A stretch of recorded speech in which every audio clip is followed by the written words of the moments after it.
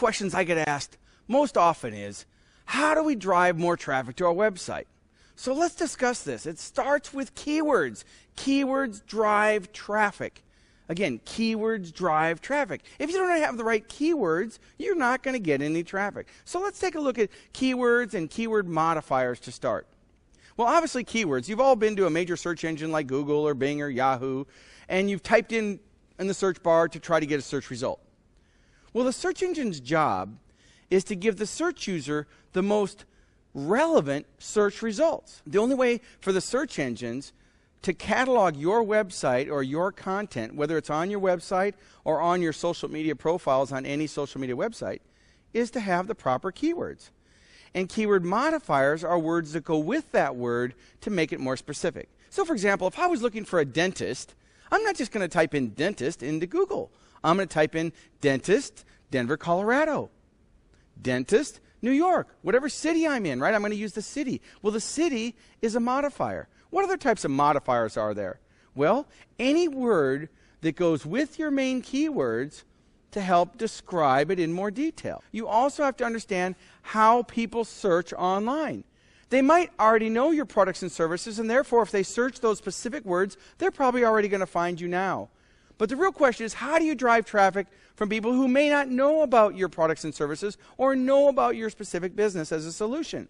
To understand this more in depth, you need to understand the phases of the buying process. Now, these aren't phases that people actually think about. They're going through 1 through 5, but this is going to help put a framework as you do your keyword research.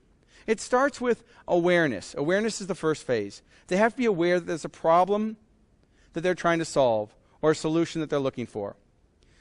After awareness, there's research. Now they're going to go a little bit further. They're going to research. Once they find a solution, they're going to compare that solution to the other solutions. So you have awareness, research, and comparison. After they compare, then they're going to actually shop. They're going to actually look for the solution and shop more specifically, and then buying. So those are the 5 phases as it relates to growing your business and using keywords online. So let me give an example how this works. I got home the other day from riding my bike. I'm a cyclist, and I got home, and you all have seen those spandex jerseys with the pockets in the back. So I had my phone in the back of my pocket, and I get home. My wife's swimming in the pool. She says, "Honey, jump in the pool." So I said, "Great." So I jump in the pool. I forget that my phone is in the back of my pocket. So immediately I find my phone, and now I'm looking for a new phone. So I go to Google and I type in smartphones. Okay, I'm at the awareness phase. I know I want a new smartphone, but I want to start at the awareness phase. So I type in smartphones. Then I start typing in smartphone reviews, smartphone comparisons. And I find out, this was a couple years ago, I found out at the time that I either want an iPhone or I want an Android. So then I type in iPhone versus Android. And I get a bunch of reviews on different websites. And I go to YouTube and I type in iPhone versus Android. So I'm working myself down the funnel. Now, obviously, your prospects aren't consciously thinking awareness, research, comparison, shopping, and buying. But it's important for you to understand that if you don't have keywords on your website and on your profile at the different phases of the buying process, you're limiting the amount of traffic that you can get to your website. So I went to YouTube and I typed in iPhone versus Android, and I was able to watch videos and comparisons on that, and I was able to select the actual phone that I wanted and then go buy it. So you want to think about your business, your products, your services. What are the problems that your products and services solve that other people are willing to pay to make go away? And what other topics are they interested in?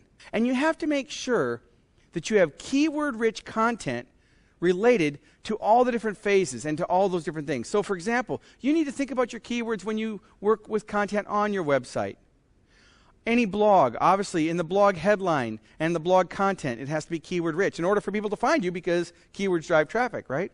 And some of you might think that it's the most important keyword. Well, when you think about keywords, it's not necessarily the most popular keyword that you want to optimize for. You see, if there's a lot of competition related to that top keyword, it might be very difficult for you to capture all that traffic. What might be a smarter strategy is for you to identify all the different keywords and maybe go for the mid or bottom keywords that aren't as competitive, but still allow you to get lots and lots of traffic. And for those of you that have ever worked with Facebook advertising or Google AdWords pay-per-click, you understand the importance of keywords and keyword modifiers and so forth.